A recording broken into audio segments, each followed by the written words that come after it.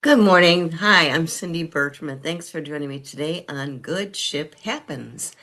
It's been a really exciting week. I'm still energized because I did attend Sea Trade Cruise Global Conference, which is being held every year in Miami Beach at the Convention Center. It's great. I started attending it about 12 years ago. It's fantastic. They've been doing their conference for like 42 years now. It's great. It's done by a firm, but it's great. And so much energy going on. Cruise line chairman is speaking, different speakers, different panels, entertainment, and also that big trade show, which was great too. But it was great because one thing that was really fun was actually, my new book is out. Good Ship Happens, and 6 out of the 7 people in my book, executives, were there. So I got a chance to talk to briefly. I also have a photograph taken of them individually too. It was great too. But just a great conference. And I'm still kind of wheeling my brain over what was going on too, as far as the topics and things too, because once again, with the cruise industry is really going very well. What they do too is, because the first morning they start about 9:30, and they have a panel with the cruise line chairman executives. Really great what they shared too. And Bud Douglas, actually the president of the Cruise Lines International Association, actually was the moderator who hosted the panel too. It's really great. Plus, what's great too is you have time to kind of go through the trade center. It's so huge, but it's great. Different people. What they do too is they have different things too. Plus, I picked up my copy of Sea Trade Cruise Review. Okay, shares all the good things going on in the cruise industry. Really great too. And like, it's just so great. So much stuff going on too, as far as shaping icons and also entertainment, what's going on, different ports. But just really fun too. So it was really great to be there too. And different things too, because what they did too was actually different things too, as far as group division, whatever too. But it's great too. Great conference. It goes from usually Tuesday through Thursday. And they've already got the date set up for next year, of course, also in April, which is great. And it's really great, once again, too. It's so great to be there and interact with different people, executives, friends I know that work in the industry, also meeting people, too. But once again, it's so fun to see and actually talk to 6 out of 7 people in my book, Good Ship Happens. Yes, another great example of Good Ship Happens, right. As far as new things going in the cruise industry, I could talk for hours. Okay, there's so much stuff that they shared at the different events. But it's very great also.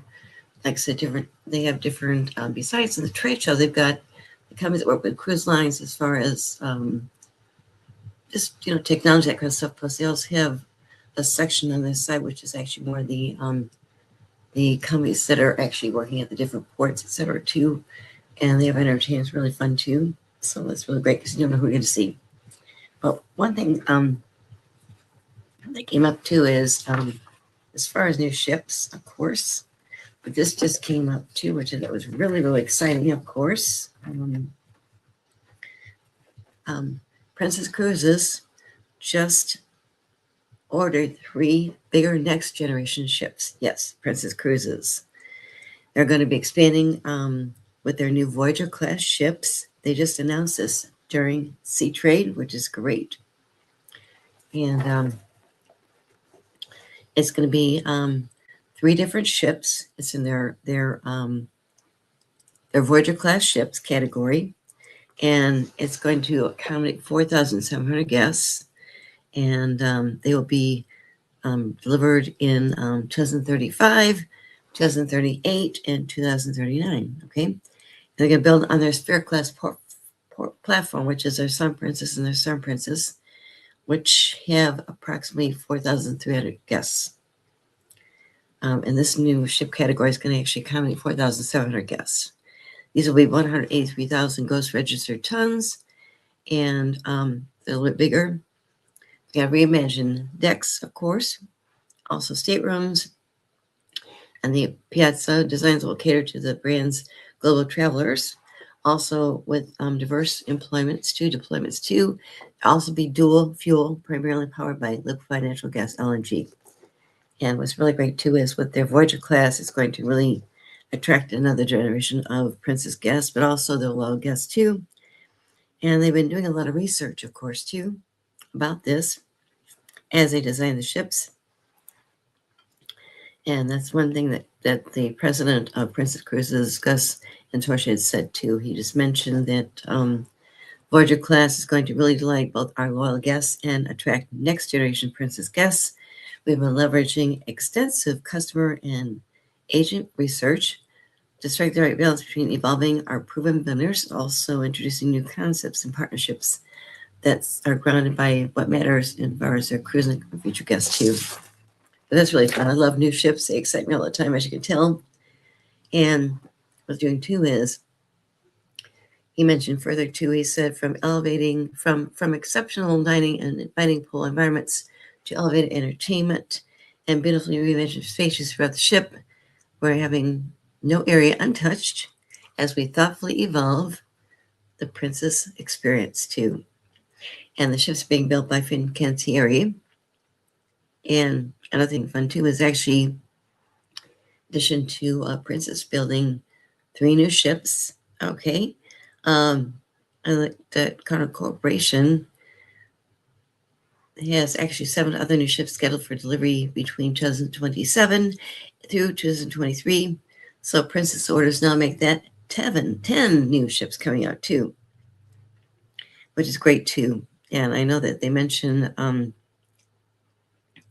the Voyager new boats not only are in the Carnival order book, but also the cruise industry order book goes beyond the 1 ship for each, going in right now with Norwegian Cruise Lines, also with Oceania Cruises, another cruise line division too. That's great too. But just really kind of fun that new ships are being built too. And it's fun that Princess Cruises is building their new class of ships, a little bit bigger, not too big, but a little bit bigger.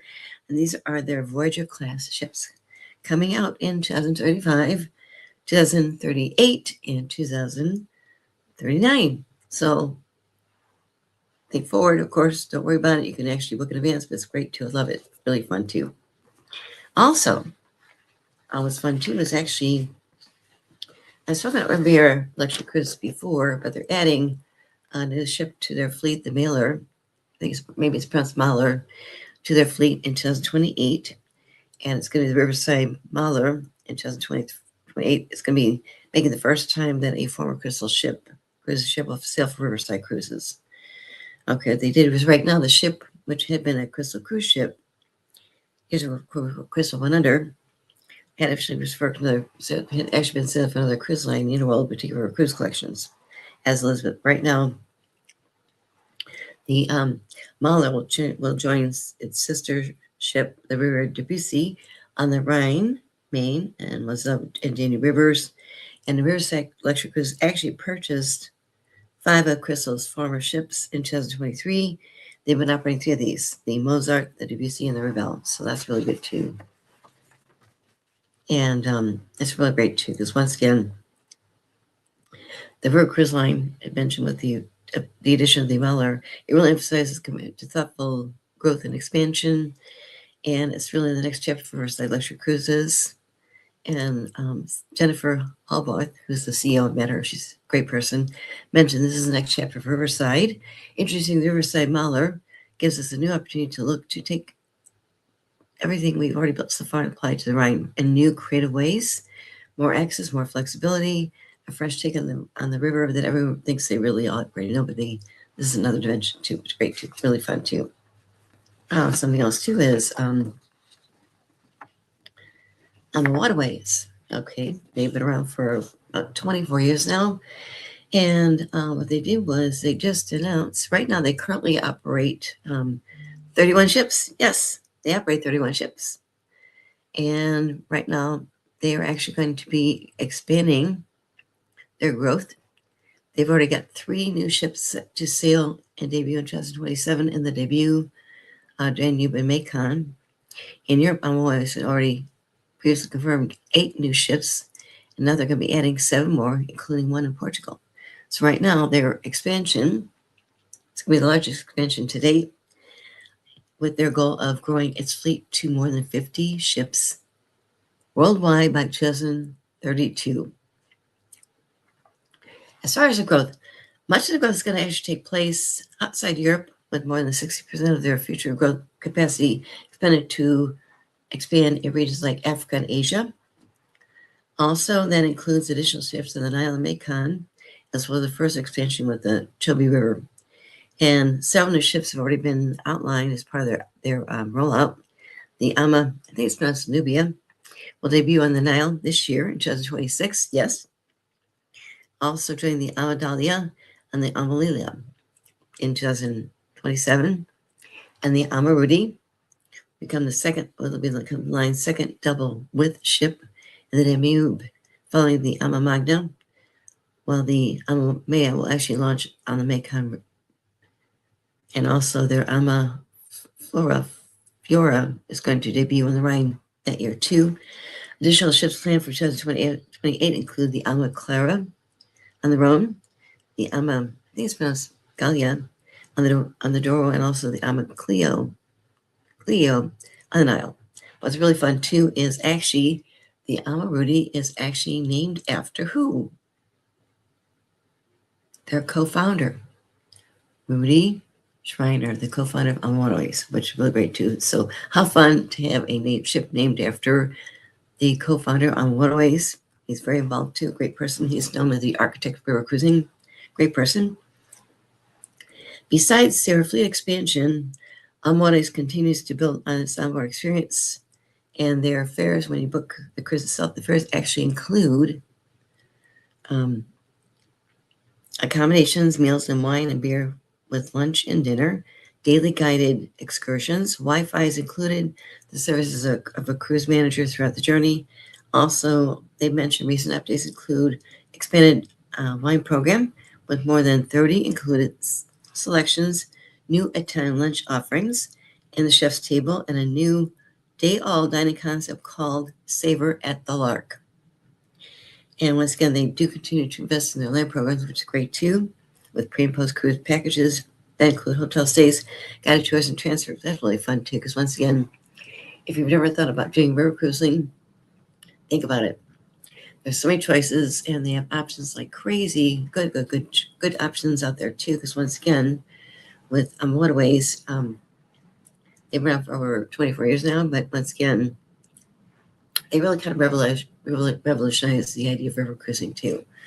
Over in Europe, they've expanded because once again, they launched this last year. They've got one or two ships actually sail on the Magdalena River in South America, which is really great too. And they're smaller ships, of course, which is great too. So it's really fun to see cruise lines expanding in very, very great ways too. Something else that was really great too was actually mentioned Princess Diana's Voyager class order, which is really exciting. They got three new ships coming out with their Voyager class, which is great too. And as mentioned, they're reimagining their decks, staterooms, and designs too. It really brings that next new things with Princess Cruises too. The ship's a little bit larger, not too large, which is great too. Something that's really fun too, as I mentioned, I did attend Seatrade Cruise Global Conference, just flew back on Thursday night. It was great, fantastic. What they did was they had different panels, of course, too. And what they did too was they actually had a panel, different panels besides the opening ceremonies with the cruise line chairman for each of the major cruise lines themselves too. But also they had different panels, which is great. They had one that was just actually focused on new cruise line leaders, which is great too. What they did was they actually had presentation, which is great too. And it was moderated by Ann Kalash. She's great. She's part of the whole Envar group that actually handles Seatrade Cruise Global Conference. What they did was they actually included 5 new cruise line leaders. They're signing into their roles right now. And what they did was this person on the job is actually Wesley DeSilvia. He's president of Region 7 Seas Cruises as of March 2nd. And it's great too. And then also a new cruise line starting is actually Aman at Sea, and Jonathan Wilson is heading up this brand new luxury cruise line, as president of Aman at Sea, which is great. And then let's see. They mentioned different things too, because once again, as far as luxury, one thing they all mentioned too is actually, luxury is really there's demand as far as luxury too. But what's great too is actually they've got different things too. Two other cruise line executives on the panel included Norwegian Cruise Line's president, Mark Kozlowskis, and also Tracy Wilson is a senior VP and general manager for Disney Cruise Line. They got a bigger pool of customers, but they still have different ways to differentiate themselves too, which is great too. And all of these 5 executives agree that there's room to survive as far as global demand continues to rise. And guess what? 37.2 million passengers in 2025, according to the Cruise Lines International Association's actual study. And for Disney Cruise Line, of course, their growth, of course, is continuing with their 8th ship in the fleet with the debut of the Disney Adventure in Singapore this year. It's really another example of how cruise lines reach out to different markets too. And also, as far as challenges, and the industries are going very, very fast too. And although they're expanding rapidly, the biggest challenge is how do we not compromise our exceptional experience as we grow too. And then for Aman's president, Mr. Wilson, he mentioned they're going to be their first new ship next year. The biggest challenge is really how to bring a known hotel into the cruise space too. He mentioned it was 100% about how we do ensure the spirit of Aman as it's translated into the seas and oceans too. So that's really great too, because they share really great insights and transfer things too. Something else that came up too during the panel discussion too was actually private islands, of course, too. And those really are something that really attracts people that maybe have not cruised before. It's a great way to really kind of experience different things. But once again, too, is Mark, who's the president of Norwegian Cruise Line, mentioned as far as the private islands, they really draw people in. And he mentioned that their private Bahamas islands are really attracting customers. He said, we really deliver on what people dream about a Caribbean island should be. And also with Norwegian Cruise Line's Great Stirrup Cay, which is just recently added a new dock, so their ships can actually dock right there rather than tendering. They got a pool, adults-only area. He mentioned we've got plenty of space. We've got beautiful sandy beaches. We've got plenty of chairs. We've got plenty of umbrellas, right? Don't have to bring your umbrella. Remember that too. We've got plenty of cabanas, also plenty of bars. We've got plenty of dining options too. And once again, Disney Cruise Line, they have their own island too, by the way, too. And Disney's president also mentioned our islands are great too. It sounds like you're describing our island too. How funny too. But once again, with Aman at Sea, like I said, they're new. And Mr. Wilson mentioned that they've kind of found a way where they can actually, each line can actually carve out a niche too, because that's really great too. Because once again, people will say, okay, what's the best cruise line? The problem is there are different niches out there too. They're all a little bit different. They say it out different ways, and people need to know about that too, because once again, you got to find the right cruise line to go on, the right ship size, whatever, because there's so many options out there too, but they're good options too. And once again, too, is what's fun too is with honesty as well as he mentioned that I love this conversation because it highlights the segmentation, also category, because I've experienced a lot what's being discussed, and I'm sitting here thinking we're going to do the exact opposite because we're in a different direction too. And that's how it should be. Even as far as luxury cruise lines, there's plenty to delineate a brand like Regent from Regent or another hotel brand too. So once again, and this is our private islands look very different from your private islands. They're very, very critically important too. So that's really great too. As far as a brand, you mentioned you got to be true to your brand. And or not what they mentioned too is they've actually Been around for 38 years, yes. And so, President had mentioned the company really created a very clear brand DNA exploration and also exploration only too. And that's great too, because once again, it's just great things that they're doing in the cruise industry, a lot of new ships. But once again, it's really fun to see new panels that come up that focus on different topics, including newest cruise line leaders. Okay, they're just going into their roles that recently too, which is great and how fun. And they just kind of share really fun stories too. So it's really another great aspect of Seatrade Cruise Global Conference. As far as new ships, of course, I mentioned this before too, but we've got new ships coming out this year, next year, 2028. Also, as mentioned with Princess Cruises, now going into their new class of ships coming out in 2032. But I'm sorry, they're going to be delivered 2035, 2038, 2039. Once again, they're bigger, but once again, just their new Voyager class too, next generation they call it too. But besides that, of course, we've got new ships coming out this year. And some have already been out too. Norwegian Luna actually debuted already, as did the Star Seeker and the Four Seasons, which is part of Four Seasons Hotels. Four Seasons 1 actually debuted in January this year. That's the one that's got the very, very famous captain on board, Captain Kate McHugh. She's the first woman American captain of cruise line ship too. Great person. Very much busy driving the ship because she was at Seatrade, but really fun too. So we've got 3 new ships that have already come out. One that just came out too is the Emerald Kaya, Emerald Cruises. I'm writing about right now too.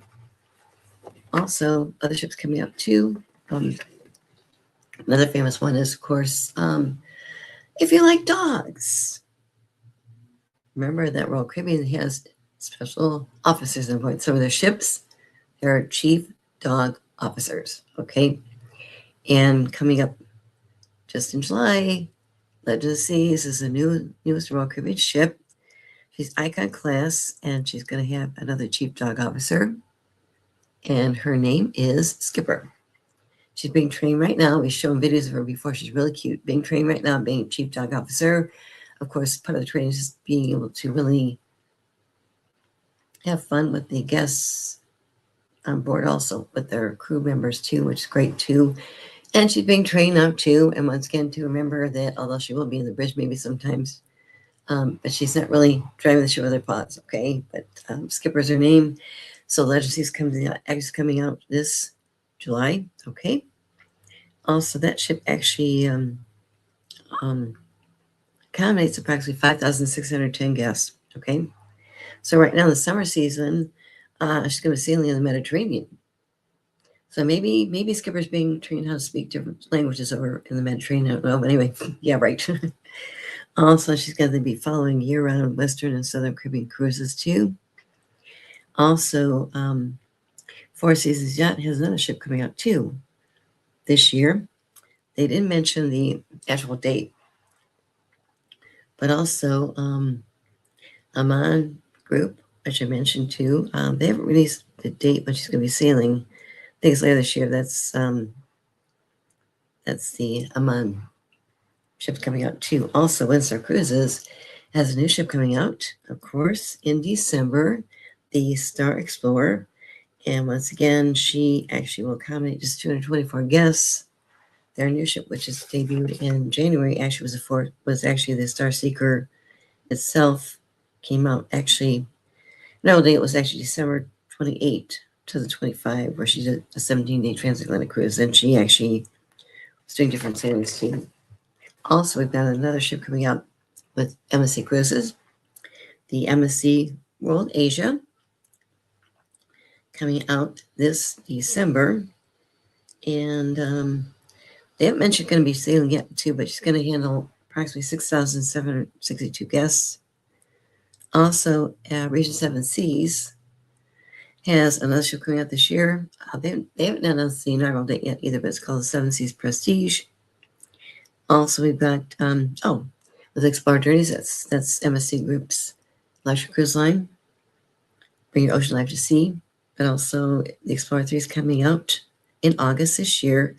She will handle approximately 926 guests. Her arrival sailing is going to be August 3rd this year at 7-night Barcelona to Lisbon. Then her main season will include the Mediterranean, Northern Europe, also Greenland, Iceland. Yes, Greenland, Iceland, East Coast, USA, and also the Caribbean too. And then as far as next year, right, we're already into 2026, but next year, 2027, we've got new ships coming up too, of course. We've got the Carnival Cruise Lines, the Carnival Festival is going to come out 2027. That's Carnival Cruise Lines Festival. It will accommodate 6,400 guests.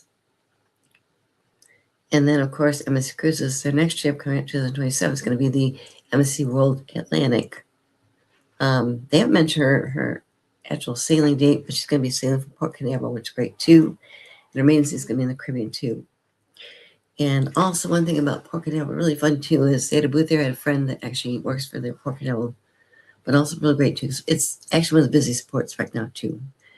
It's about an hour away from Orlando, but I had sailed from Port Canaveral myself years ago when Disney Cruise Lines first started, also another cruise line before that. But it's busy. It's a busy port too, which is great too, which is really great too, and really fun too. Also, we've got Oceania Cruises. They got their Oceania Sonata. That's coming out summer 2027. That's going to actually accommodate 1,450 guests. They haven't really used more of that, but it's too soon now. Okay, and also we've got the Disney Cruise Line has another ship coming out 2027. It's their fourth Wish class ship. They haven't mentioned the name yet. I'll find out more later. And then as we move into 2028, Explorer Journeys has more ships coming up too next year, but also as we move into 2028, we have, of course, more ships coming up. Carnival Cruise Lines has their Carnival Tropical coming out. They haven't mentioned maiden season yet, but also we've got Celebrity Cruises. Their sixth Edge class ship comes up 2028. With that ship, they mentioned the capacity is going to be 3,260 guests. That's going to be it'll be another Edge class ship with Celebrity Cruises. Also, we've got the Oceanic Cruises in 2029, but before that, we've got the I mentioned the Tropical Carnival Cruise Line 28. Some cruises, their sixth Edge class ship. They haven't mentioned him yet. We've got the World Atlantic coming out as MSC Cruises, World Atlantic. And then getting into 2029, or 2028, we've got, let's see. So, yeah, 2029, we've got another Oceania Cruises ship, the Oceania Arietta in 2029. Our guest capacity will just 1,450 guests. Also, Region 7 Seas could have another Prestige class ship 2 in 2029. That's going to be accommodating just 850 guests. And then Disney Cruise Line, they've mentioned they've got new Disney cruise ships coming out in 2029, 2030, 2031. They haven't mentioned where to go yet, anything else, but what's great too is they're growing like crazy too. So that's really good too, because Disney is great. Disney first started in the early it was like the late 1990s, really fantastic actually sailing of a Disney cruise line ship. The shorter cruise they did was really great too. So once again, we have new ships coming out more this year, next year, and beyond, right? But that's really great too. And as far as some other things too is really fun too, as I mentioned before in a previous episode, but Crystal Cruises is actually building a new ship right now, the Crystal Grace. Yes, I love the name. And they've actually sent me a really, really interesting brochure that's Crystal Cruises. And it's just really, really nice because, like I said, they've been around for a long time. And after Crystal went under, they got bought out by a big company, Abercrombie & Kent. Which is great too. So they're really great too, because I'd sailed on Crystal before, but it's really great that they actually were bought out. But anyway, right, Crystal Cruises, their new ship Crystal Grace is coming out. And as far as the dates, they mentioned that their new ship is going to be delivered in May of 2028. It's going to be their first new build in 25 years, and this is under the ownership of the Abercrombie and Kent Travel Group too. They actually will be doing the steel cutting, okay, which takes place in May this year, and then their keeling will actually start in December this year, okay. But that's really great too, because once again, it's really fun to see that Crystal was revived, which is great too. They're just very small, customized. I mean, when I sailed on Crystal myself is a few years ago when they're still around, back around 2016 or 17. But I'll tell you what, the guests on board were very, very loyal, and most of them never sailed other cruise lines. They really fell in love sailing Crystal Cruises. So to actually have a new build coming out, which is great too. That's really, really fantastic. And as far as why they decided to name the ship Grace, okay, they mention the Crystal Grace. The name Crystal Grace was chosen to reflect the ship's defined aesthetic, seamless onboard experience, also graceful way Crystal ships navigate the world.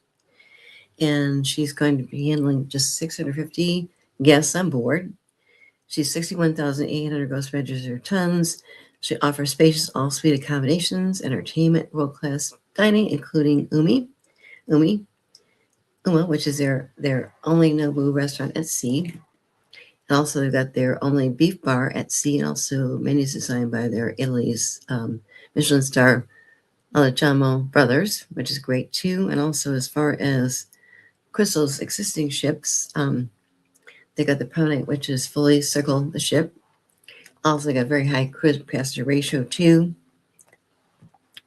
and high service and attention, which really made Crystal an award-winning brand for nearly three decades too. And as mentioned, Crystal was actually purchased by Abercrombie and Kent Travel. And more details about the Crystal Graces suites will be announced later on too. And what they're doing now too is she'll have her inaugural season in 2028, but they mentioned already season's set to go on sale this month. And they have a wait list too. Once again, just look into Crystal Cruises. They've done a great job. I was so glad that after, unfortunately, they went under, the current company filed bankruptcy, Crystal was actually bought by Abercrombie Kent Travel Group, which is great too. So that's really fun too. And as far as other things, of course, as mentioned, I shared about Seatrade Cruise Global Conference, and just great because once again, it's great to meet different people. Executives are right there. And also just was really great too, because once again, they already announced the date for next year for Seatrade Cruise Global. I will be there, yes, of course. It's going to be taking place on April 5th to the 8th at the Miami Beach Convention Center, which is great, Miami Beach. It's huge, but once again, I have different areas, which is great too. And as mentioned, it's a great community too, because once again, you see different people there, and the different presentations are great too. And also just great too, because once again, they talk about different things as far as the panels. They have executives on the panels, and they focus on different things too, different meeting rooms too, and just what's going on as far as what the cruise industry is doing too. It's been growing it like crazy in a good way too. Also, what we're seeing too is we're seeing cruise lines. A good example too is Norwegian Cruise Lines at their Great Stirrup. Okay, that's a private island. They actually just finally built their new dock. Before, by the way, Norwegian Cruise Line was the first cruise line that actually had a private island years ago after they launched. I was there, been there a couple of times. It's gorgeous. But what they did was the ships had anchor and you had to tender in. So sometimes if the weather got a little bit bad, they couldn't go to their island, but now they're actually finished building their new dock, which is great. So their ships can dock right there, which is great too. It's really fun to actually dock right there to walk off the ship, back on, enjoy different things. And a good example, of course, is with Ocean Cay MSC Marine Reserve. That's MSC Cruises, private island in the Bahamas. It's great. And what they're doing too is they're expanding, so they're be able to dock 2 ships there now, 2 pretty soon. Also, just made an announcement too. I'll share more about this later, but they mentioned they got another island coming up. And I think a really fun thing is when I was at the christening of the MSC World America last year in April, they christened the ship that evening on April 9th, of course, in Port Miami, did entertainment, christen the ship. of course, and it was really fun too. Christening was just fantastic. In the evening, that evening after they christened the ship, the cruise director came on and said, "By the way, we got a good entertainment event going on upstairs, outside deck." And Gloria Estefan performed a concert for an hour and a half. It was really great too. Then some people had to depart. Of course, I was one of the lucky ones. Actually, I was on the christening cruise itself, so we didn't sail until about 2 o'clock in the morning. We went to a private island, in the Bahamas. It's called Ocean Cay MSC Marine Reserve, which is great. Also, they actually opened up their conservation center where they're building coral reef trees right there, which is great. It's really phenomenal. But I had, of course, an ocean view room, and looking off the distance, I thought I saw another island. And MSC Cruises just announced they're launching a new island. I think that's the one that they're actually creating too. Very, very exclusive. I'll share more later because it's just in the process of sharing a few more details, okay? But it's really great what they're doing too. And just once again, the growth is really fun too. And the good thing is, cruise lines can adapt. They're not all the same, which is great. They're all different venues, different options. One thing that was really fun too is I attended a panel that really covered more of the like polar areas too, and that's really a growth area too. Cruise lines still, they're very, very small. Of course, they have to be specially built ships too, but also it's really great different options out there too. And that was really fun to kind of listen to what these people on this panel shared with their cruise lines that actually do these areas, including, of course, Antarctica, which is great. And as far as other things,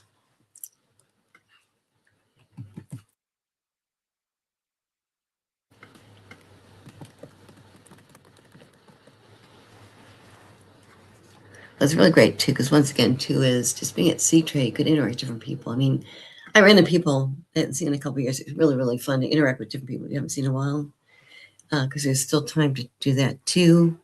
They've got different venues for dining right there for people at the conference too.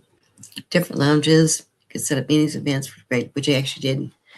Actually, was really fun too. Is when I was at the conference, of course, too, is in between doing the different events. Of course, I had extra books with me, and made sure that the 6 different execs in my book that were there, one wasn't there. She was at a different event. But anyway, I have a picture taken of each one of these people separately too. But also, I had a chance to really have a couple people sign my book to it. Great too. I had extra copies to give out people. It's great too. Just wonderful things they're doing in the industry. And then, as mentioned, a lot of people shooting videos and just interviewing people too. But so many options out too. You do a private area because they have different lounges for different things. And one friend of mine that actually has her own company for a while, her name is Daniela Richard. She worked for Cruise Line for years, moved up different roles, and what happened was during COVID-19, her position unfortunately was limited, so she decided to take a different route in her career. She's got background in different areas, but actually started doing her own television show. It's called Traveling with Daniela, okay? And what was really great to know her for a while, great person. She's shooting a lot of videos while she's at the conference too, of course, which is great. But another thing too is actually she had time to actually help me. I want to get my picture taken with me, one of the cruise line execs, my book. And I gave her my phone, of course, iPhone, and said she took the picture, which is really great. So it's good to have friends help you like that, which is great too. So, but great things. And like I said, they had Caribbean people doing entertainment in the trade show too. Also different types of tastings as far as cuisine. And like I said, the panels and presentations they did the first day, part of the second day were just phenomenal too. Because once again, great example how the cruise industry really works together too. It's good energy, good synergy too. It's not just they don't fight each other, which is really great too. They know there's a lot of business for everybody too, and just great because they're also doing their work too, of course, at the time. But it was just great to kind of see people there and interact with them too, because I really enjoyed that too, more than ever. As far as the new ships coming out too, it's just exciting to see the new builds coming out like crazy, and also going on into, we're talking almost 10 years later too. Once again, you can't just build a ship in a year. It takes a couple of years to build a ship. They do the sand cutting. They do the whole thing, which is great too. As far as what they do too, as far as their killing, as a whole situation, they do that. Once again, too, is they do the steel cutting first. Okay, a good example was mentioned was with Crystal Cruises, their new build, which is the Crystal Grace, won't be delivered until May of 2028, but that's only 2 years away if you think about it, almost. Also, as mentioned, they do the ship's first thing is they do a steel cutting. Okay, that takes place in the company that's building a ship. Okay, and they also do then they actually do a keel laying too. They do a steel cutting first. They do a keel laying later on. So as mentioned with the Crystal Grace, her steel cutting is going to take place this May, and then the actual keel laying is going to take place in December this year. And as far as details, I didn't mention much, but once again, Crystal really was really great anyway. And this is actually Crystal Cruises' first new build in 25 years. And once again, it's operating under the ownership of Abercrombie & Kent Travel Group. So that's really fun too. As far as some other things too, mentioned why the Crystal Grace. I like the way they changed they actually chose that name too. Really fun, Crystal Grace. It's easy to remember too, which I like too. Also, we've got as far as more ships coming out too. Let me see what we've got as far as the let's see trade thing too. It was great too. Because so many cruise lines have brochures, different ports, etc. too. But once again, too, we're seeing a surge in the mega ships as well as luxury new builds too. So once again, it's as far as the order book they talk about too. There's a record order book. I mean, there's some ships coming out too, which is really great too. Once again, they mentioned some statistics right now. They mentioned that as far as this year, NC Tech Cruise River Review, they mentioned as far as right now, as for May this year, it'd be $86.2 billion. Okay. And then last year, they mentioned that what came up last year, in 2025, in January of 2025, that was $48 billion as far as new builds and investment too. Also, we got mentioned they got the order book too, and different companies, the order book right there, which is great.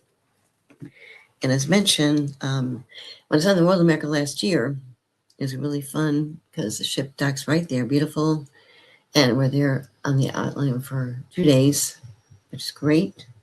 What's great too is when I was there for my stateroom, also on one side of the ship, I can actually see like a little island being built. Okay. And what came up too is they just announced this too, because once again, Pierre Francisco Bago, he is the chairman of MC Cruise Group. I got a chance to meet him again, too. Great person. He's part of the family that owns the MSC Cruises plus Explorer Journeys. Their MSC Foundation nonprofit, plus they got their Mediterranean shipping company too, which operates the container ship company too. But also, they mentioned they're developing some new projects, including taking place in Bahamas. He mentioned, let's see what he said too, that they've got a new island, okay, and it's not, it's approximately, I think, 1/3 the size of Ocean Cay, but I think I saw them kind of building it there right too. That was last year. He mentioned it's going to be called Sandy Cay. Okay, that's their new private island, but it's very, very close to Ocean Cay MSC Reserve. That's MSC Cruises island, which Explorer Journeys goes to too. But they mentioned it's going to be exclusive luxury experiences for both MSC Cruises, also their Yacht Club and Explorer Journeys guests. And it's be really great too. They're going to have sell exclusive shore excursions too. And Sandy Cay will actually be accessed by upscale catamaran tenders from main island. It's actually due to open, I think, in 2027, 2028.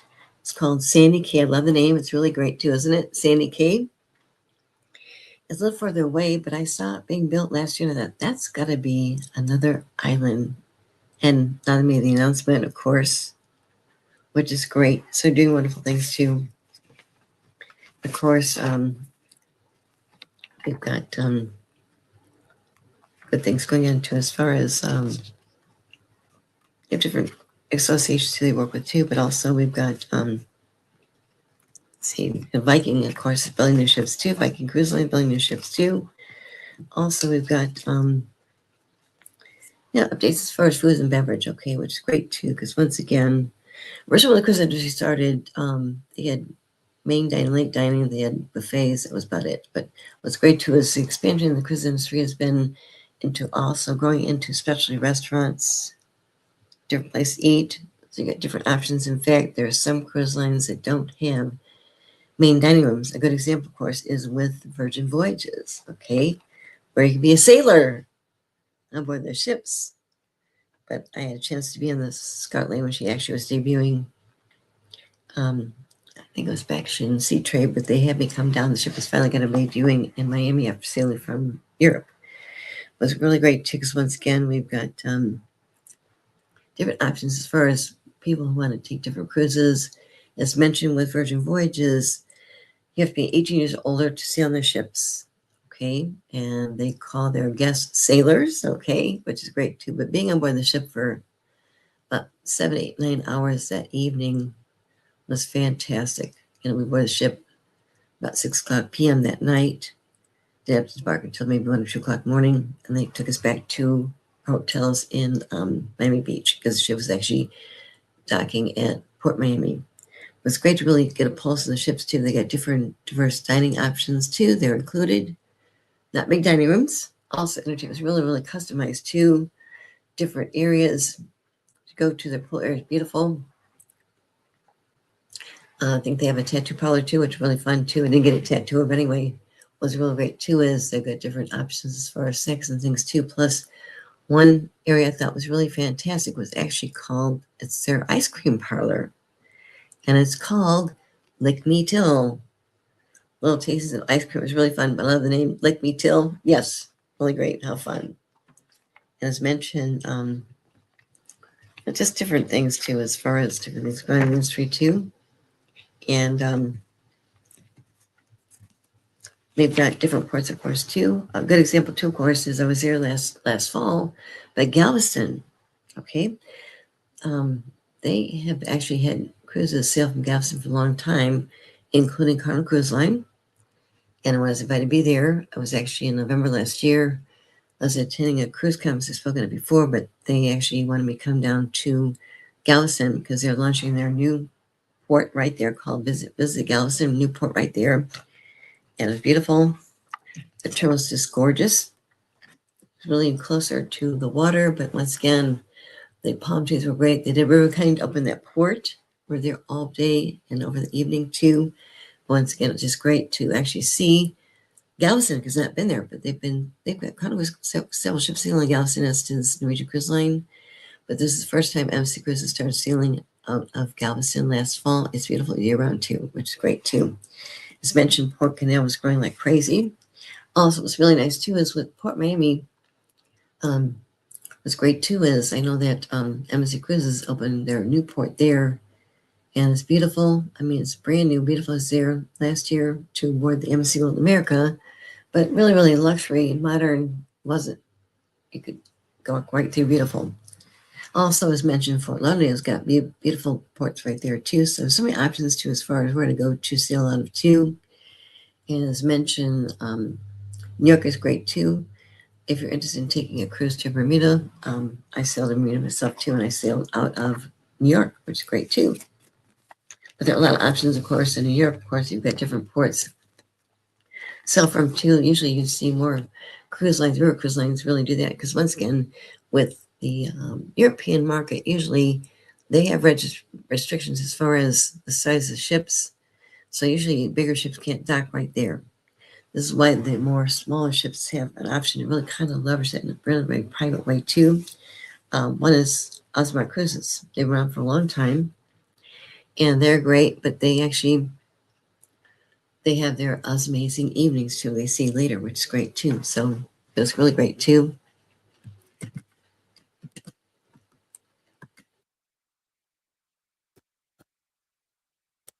It's really great what they're doing too. Just great what they're doing too. Once again, who would have thought that years ago when cruises we started back in the 1970s, they would grow, but in different ways too. It's just, different ways too. It's just great what they're doing too. I just love it. And they're not stopping. I think what they do is they really want to embrace the culture, which is really great, and find out what really people are looking forward to do, get involved with when they're at their ports, which is great too.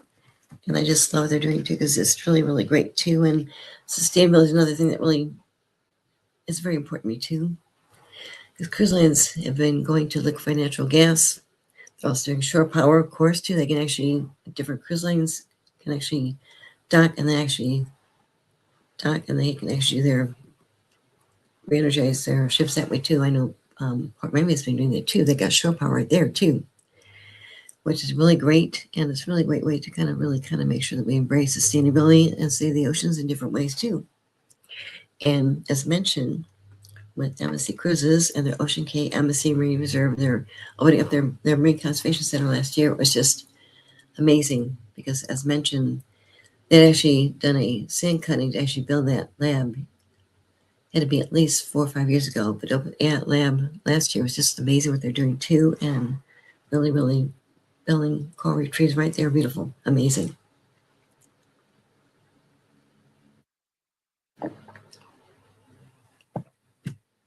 As far as more things, mentioned, I've talked about new ships coming out, of course, too. They talk about cruise ports too, but it really goes back to the ship involved too, because once again, they're doing great things too. But see what here real quick here too. But really, it's really nice too. Is cruise ports have really exciting they do too. A good example, of course, too is Port Canaveral. It's one of the busiest ports, of course. And what they've done too is they've really done updates as far as their terminals. They expanded parking. They got technology enhancements. And what they've done is it's nearly $1 billion in capital improvements over the next 5 years, which is great too. So how fun is that too? That's really great too. So yes, great. Because years ago, Port Canaveral was a small little port. I went there to do sailing permit cruise lines back in the 1990s, and also when Disney Cruise Lines had their ship, I did a cruise over there too. It's really great as far as what cruise lines are doing as far as their ports and where they go to, where they can dock.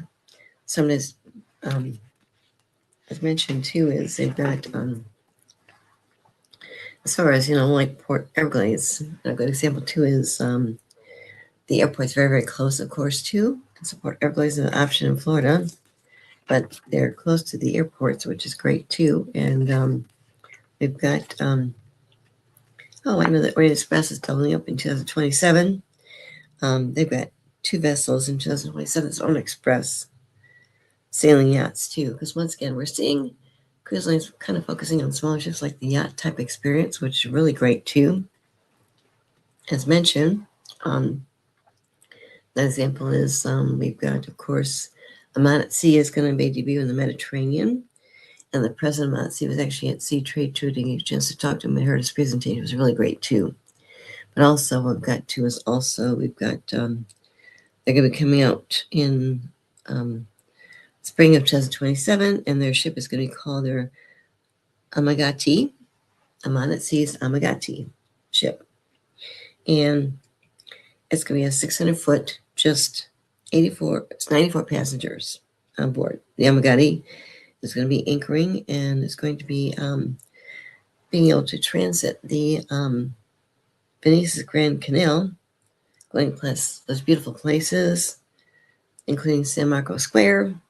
Also, the yacht departs in the lagoon at sunset, which is really great too. So I'm really interested to learn more about that too, because it's called Aman at Sea, and they're going to be debuting next year, spring of 2027, with their new ship, the Amagati.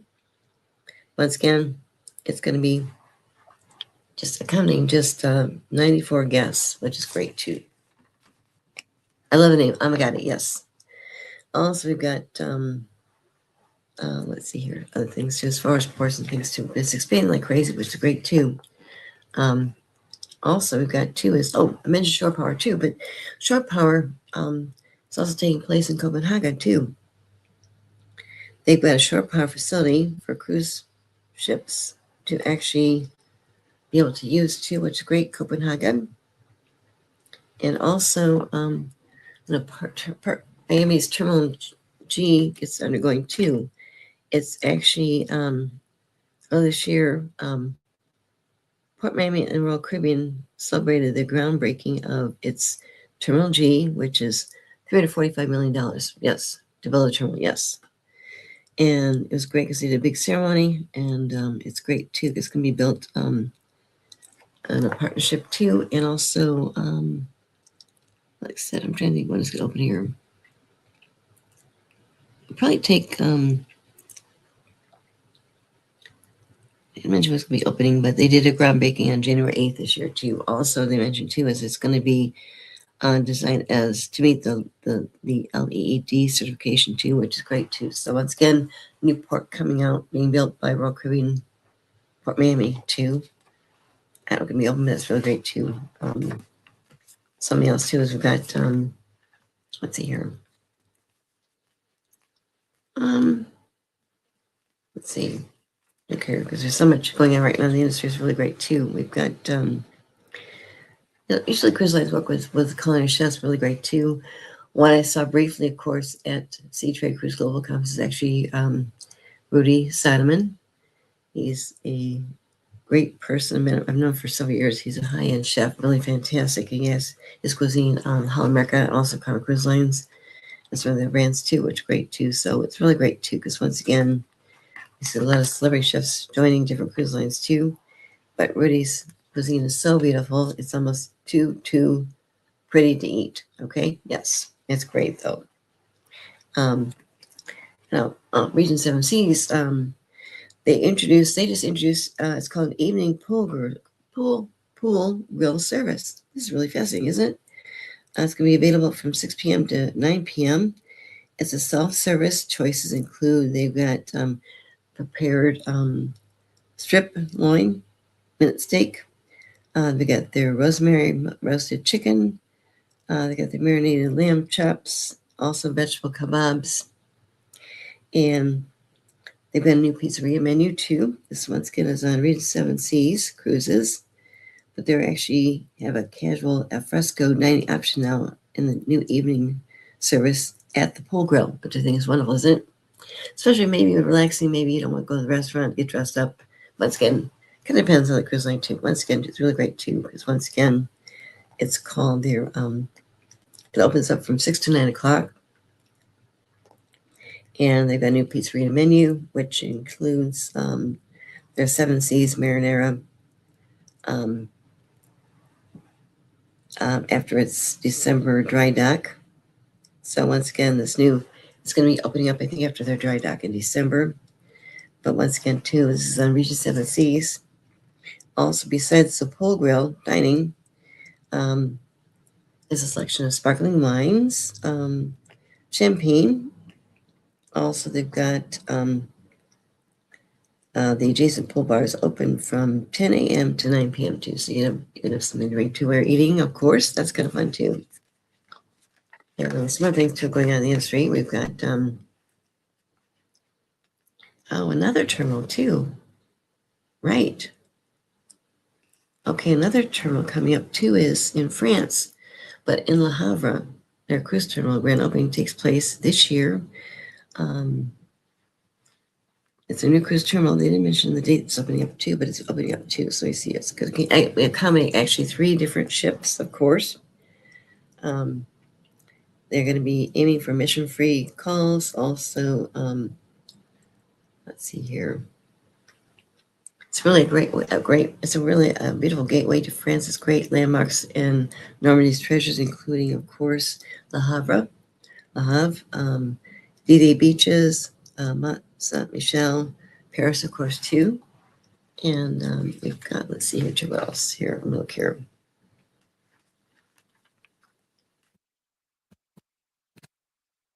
But how fun too.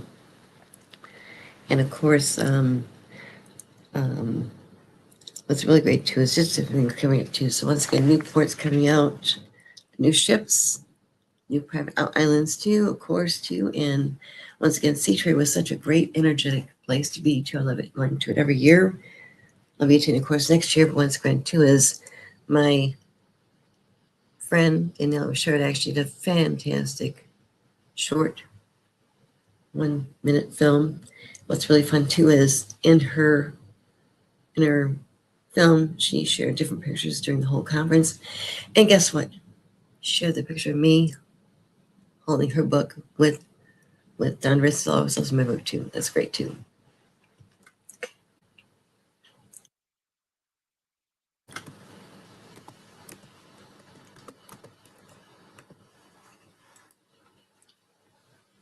That is great. There's some exciting things. I'm still going through a lot of things that came up this week too. So sorry for talking too long, but it's great to be there too. Thank you.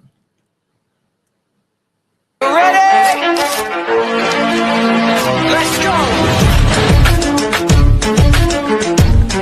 Yeah. For those of you that want to know what we're all about, it's like this, y'all. 10% luck, 20% skill, 15% concentrated power of will, 5% pleasure, 50% pain, and 100% reason to remember the name. Fort Minor. Was it?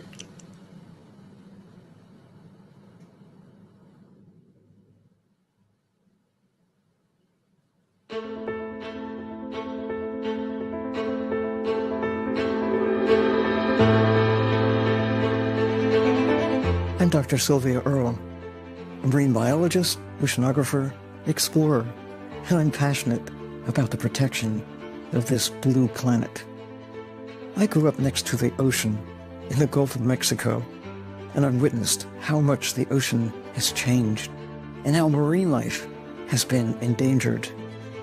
But I know there is still time to help the ocean, which is why I was drawn to the Aponte family's sustainability mission. Explorer Journeys has a genuine ambition to connect people with the wonders of the sea, its marine life, its communities, spiritually, physically, and intellectually. We share the same values and have the same objectives to deepen people's relationship with the ocean, to explore, protect, and restore. Explorer Journeys calls it the ocean state of mind, a sensibility that will ensure the protection of this precious blue planet. Through my foundation, Mission Blue, we're working on ocean conservation, inspiring hope with champions across the world. Beginning with my extraordinary role as godmother to Explorer One, we will be heralding a meaningful collaboration between myself, Mission Blue, and Explorer Journeys and the MSC Foundation towards preserving and restoring the world's oceans, the blue heart of the planet.